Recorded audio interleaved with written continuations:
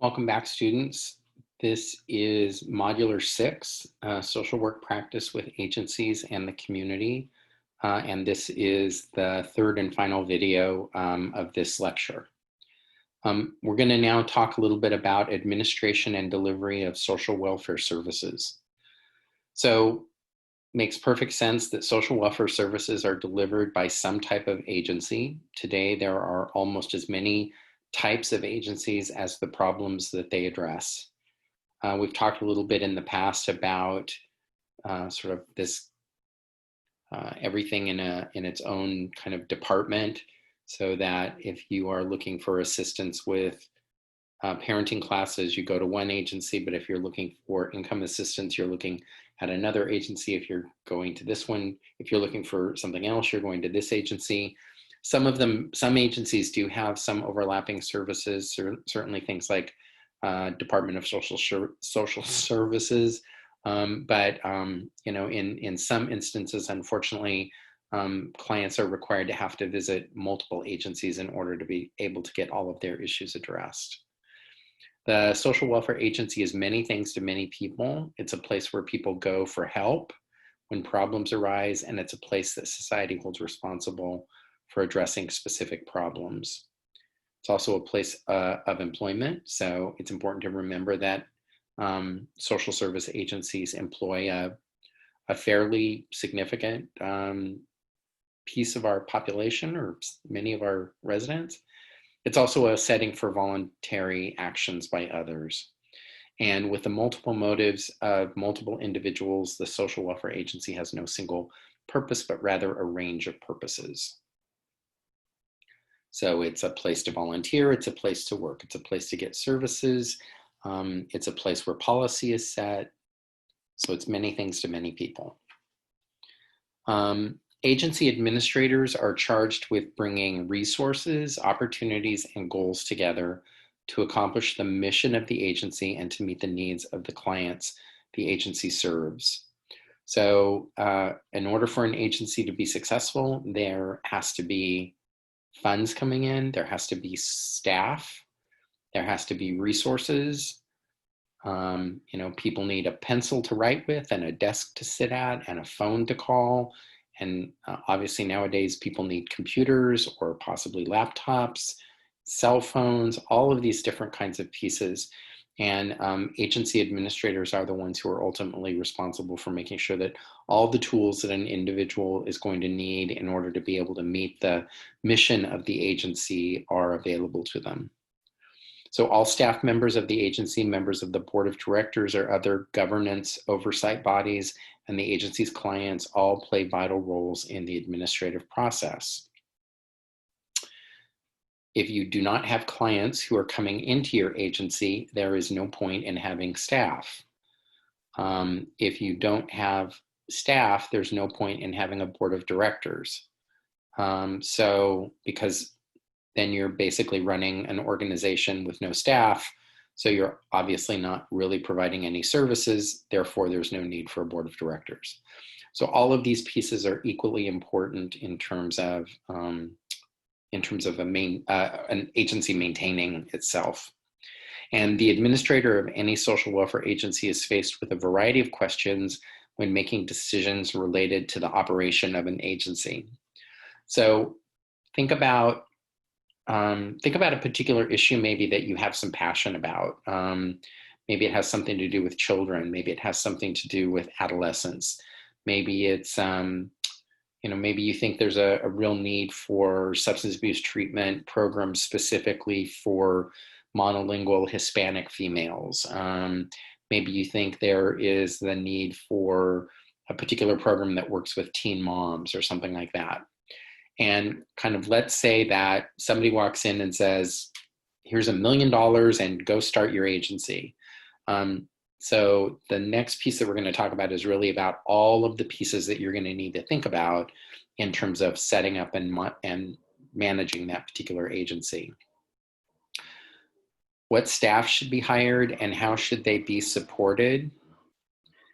How should the agency be organized?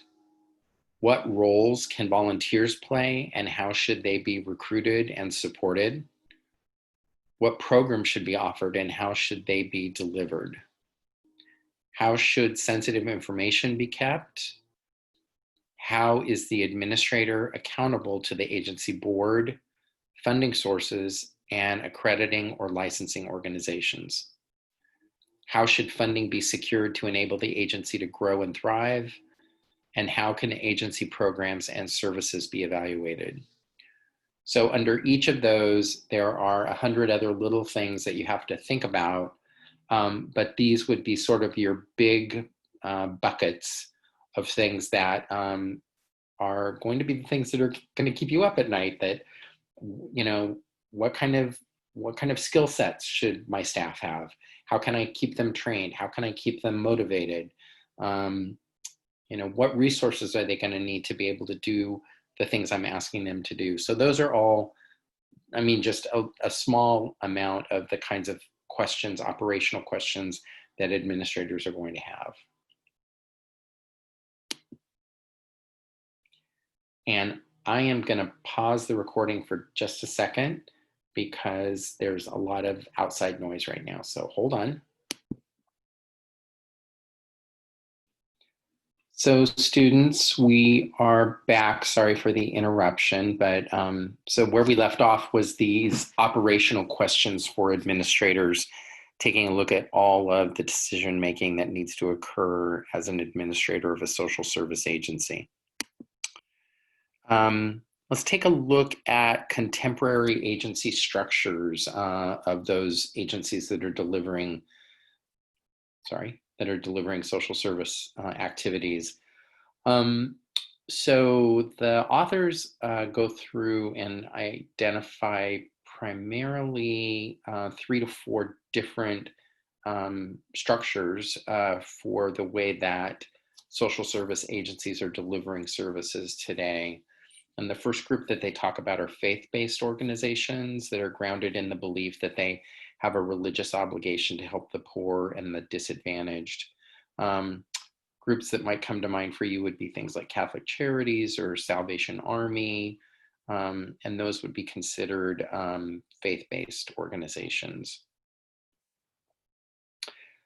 Private for-profit, that's the critical term here. Private for-profit social agencies engage in market-oriented activities with the goal of making a profit in much the same way that the non-social welfare business sector does.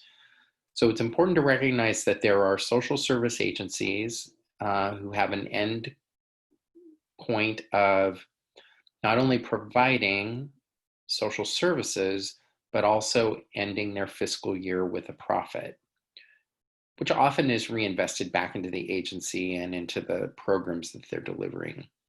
But it's important to think about them as any other business. So they're a social service agency that is operating just like a Walmart or just like a McDonald's, where there's an expectation or an anticipation that there will be a profit that will be available at the end of the year. The difference is precisely that the business of the for-profit social welfare sector is social welfare in all of its dimensions.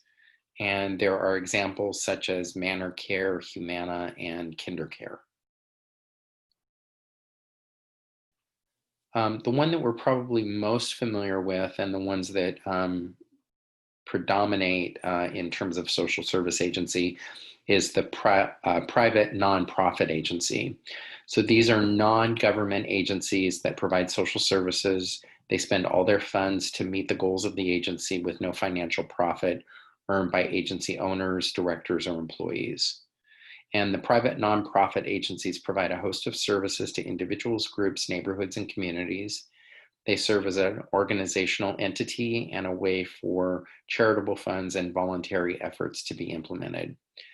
Typical examples of private nonprofit agencies would include things like the American Red Cross or the YMCA. And then finally, you have local, state, and federal government agencies.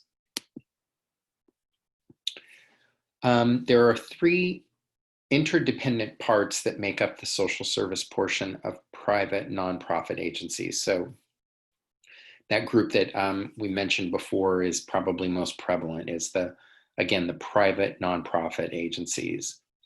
And one of the things that the authors highlight is that one agency can represent one or all three of these interdependent parts. So the first role or interdependent part that an agency could play, either in combination with the others or just as a single element of what they deliver, is that they can be an organization that primarily or principally is involved in fundraising and planning. So this would be an organization that, and the best example of this is United Way, where their primary purpose is to solicit funds, raise funds, make plans for distributing funds, but they themselves do not directly provide any social services. So you may be familiar with United Way. They usually run a fundraising campaign during the year. There's a certain time of the year where they start asking people to make a commitment. One of the strategies that they use quite successfully is they'll go to large businesses or large government-run agencies and talk about the programs that they are funding, and people will make a commitment to have a portion of their salaries withdrawn from their payroll checks, and that withdrawal will be donated to the United Way. Obviously, they have to choose that they want to do that. It could be, $5 a month out of their check, but that's one of the very strategic ways that United Way raises money. And then what United Way does with that money is then, once they have a sense as to how much they will have available, then they'll start soliciting proposals from social service agencies or community-based organizations who are interested in getting funded by the United Way.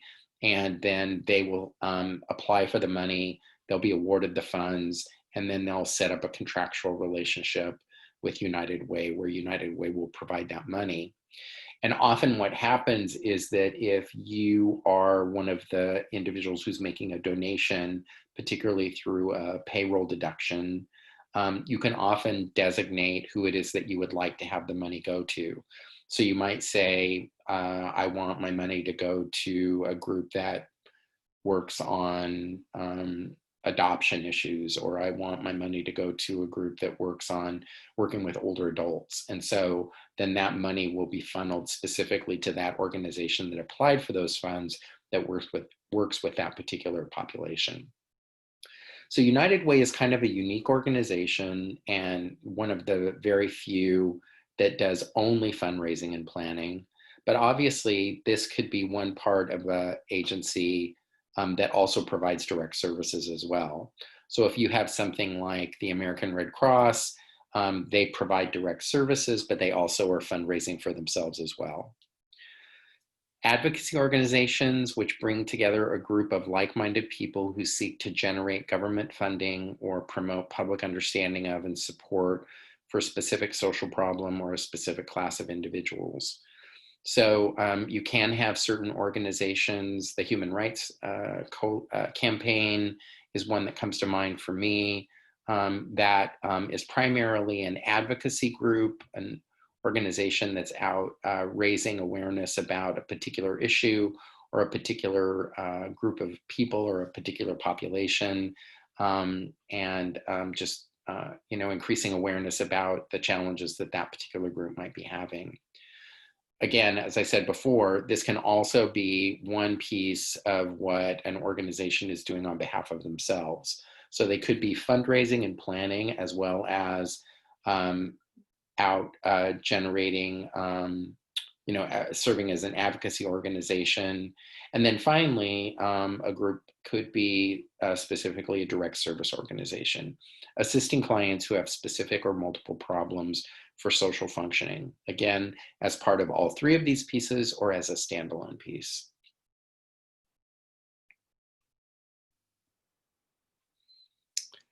So now we want to spend a little bit of time and talk about social work research. So research practice, we've talked about administration, we've talked about other aspects of community work, community organizing, but also outside of the realm of direct service is the concept of research practice. Evidence-based practice, a process in which social work practitioners use research-based interventions together with clinical experience and client preferences and culture to make practice decisions in the delivery of treatment and services. Professions need evidence-based practice to strengthen their work with clients. So I feel like evidence-based practice, this concept of evidence-based practice, is something that is somewhat self-explanatory. Research works in a unique way where there is maybe a concept or an idea, a theory, a hypothesis, something that sort of begins to float to the surface in terms of conducting social work programs or providing counseling services to a particular population. So let's use an example of maybe there is a group in a particular community that begins to provide therapy to survivors of human trafficking. So human trafficking is a relatively new, I think new in terms of our awareness. I'm under the belief that it's probably been going on for decades. But the reality of it is in terms of us understanding about it, being aware of it, and being aware of the ramifications for an individual who finds themselves having been human trafficked, we begin, I think, it's a relatively new concept that we've been thinking about. So perhaps there's an organization in one part of the country or even in one part of the world that has found that there is a very effective strategy in terms of providing counseling or support services to folks who have experienced human trafficking. And maybe that comes to the attention of a national organization. Excuse me. In order for that strategy or that therapeutic intervention to begin to become more used more widespread, it often will go through a research process. And so there'll be an effort to try to replicate the program that maybe existed in this one part of the country in several different parts of the country. And there'll be a strong research piece that will be tied to it. So lots of documentation, lots of evaluation to determine whether this particular intervention that maybe was operating in Florida and now is being replicated in California, that the results are the same in California as it was in Florida. That this intervention that was administered primarily with African-American females is just as effective when it's applied to Latina females. So there's all this work that goes into trying to replicate and really be able to demonstrate that this particular practice is, quote, evidence-based, that it is something that can be applicable to a variety of different populations in a variety of different settings because of all the research that's gone on before. So social workers incorporate 3 types of research into assessing their interventions at all levels of the environment: disciplinary research, policy research, and evaluative research. Discipline research, these are studies that are designed to expand the knowledge of a particular discipline. The glue that holds together any disciplinary research is theory. And theory is a way of organizing facts or sets of facts to describe, explain, or predict events.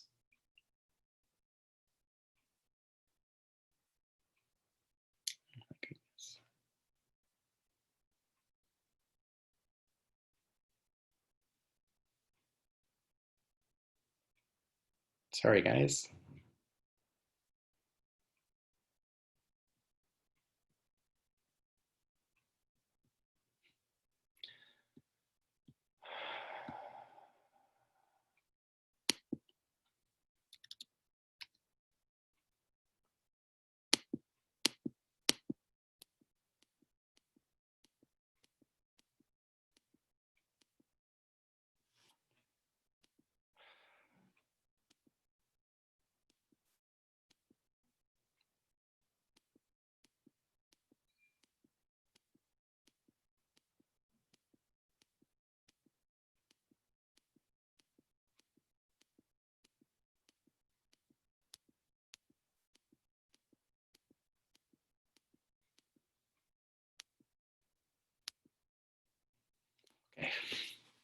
Policy research. This is research that focuses on evaluating the effects of proposed or existing policies on certain populations.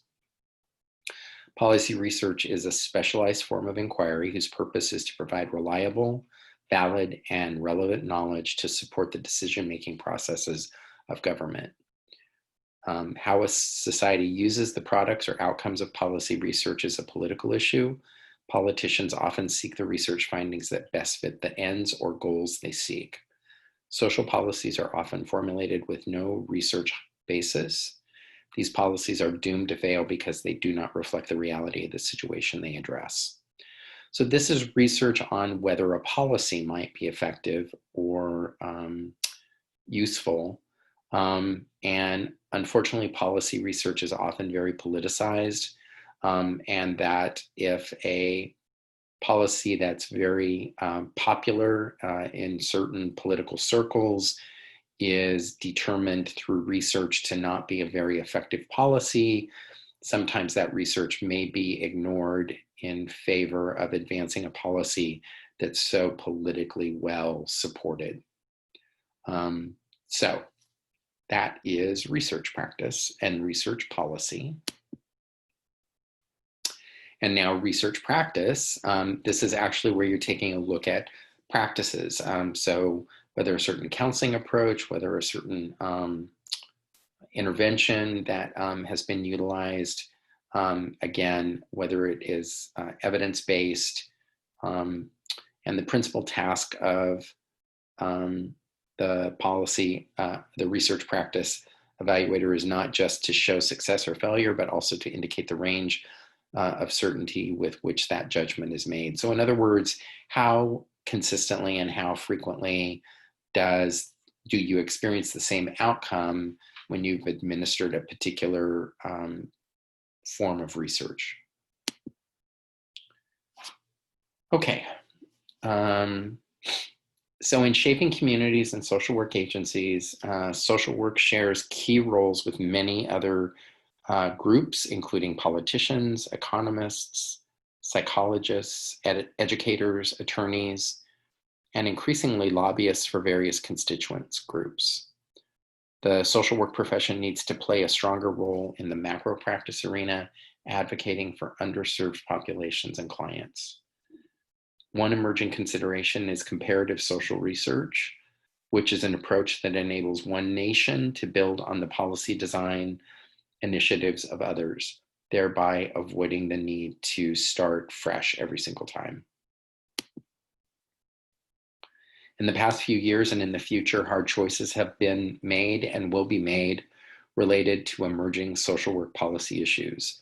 So here are some of the sort of big picture questions that are regularly and routinely being asked in terms of policy and social welfare policy in particular. So is it still true that states or national governments should be the ones who are playing a leading role in delivering and funding any kind of social welfare program? Should this be more the responsibility of the private sector, churches, or is there still a significant role for state and national governments? Should everyone be required to maintain health insurance? And if so, who should be responsible for implementing and monitoring compliance with that requirement? So you may be aware that there was a recent change, that there was a penalty for in terms of filing your taxes if you did not have some form of health insurance, including something like a covered California, or what's referred to nationally as Obamacare. Should immigrants who are not citizens receive healthcare and social and educational services? And to what extent can a cultural group deviate from the general standards of child welfare? So if there's a cultural belief that may be perceived by someone in a child welfare situation as being damaging or harmful to a child, but it's supported within that particular culture, then who's in the right here? Do the parents and the culture have the preference in terms of continuing with that particular practice, or do you fall on the side of child welfare? So this is where, I mean, some of the issues that kind of come to mind for me are things like parents who are not supportive of vaccinating their children. There are, there's a lot of conversation about capital punishment, so things like spanking and those kinds of things. When is spanking spanking and discipline, and when is it child abuse? So those are kind of the big picture issues that we continue to kind of struggle with.